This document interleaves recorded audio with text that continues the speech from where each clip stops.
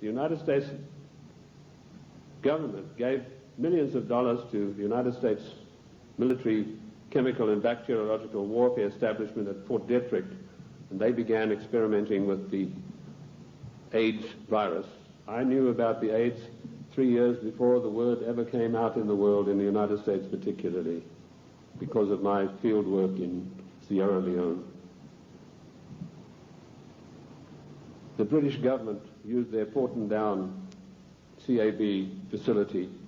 It's easier to get into the Bank of England vaults than to get into Portondown.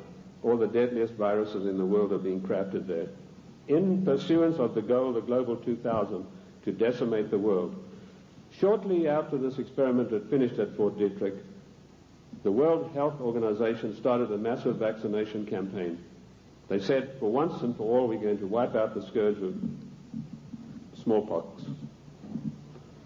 They chose Africa and Brazil, launched a massive vaccination campaign. Immediately, AIDS began to appear. Thousands and thousands of people began dying of the strange new virus, which the World Health Organization then said had come from the bite of a green monkey. They forgot to tell you the green monkey's been there for centuries, and he'd been biting people, if he ever did, for centuries, but no disease of that nature had ever occurred. The World Health Organization deliberately took this virus, which was crafted from a series of animal viruses, including Mediavisna sheep, which destroys the brain, which is why you find AIDS patients get dementia probably first before any of the other AIDS-related complex diseases appear.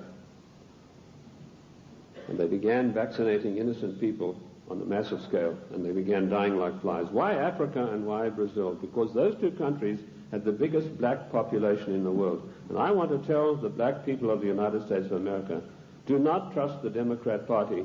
Do not trust government. Do not believe that government is your friend. To them you are dispensable, the same way as we are. Millions of people died. I went through Uganda on an inspection tour, and I saw whole areas decimated where previously there had been small towns and villages. There was not a living soul in sight. And that is going on today. The AIDS epidemic is completely out of hand.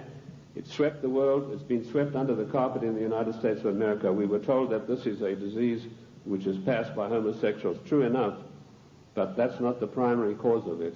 This is a crafted virus that was spread throughout the world to decimate the population.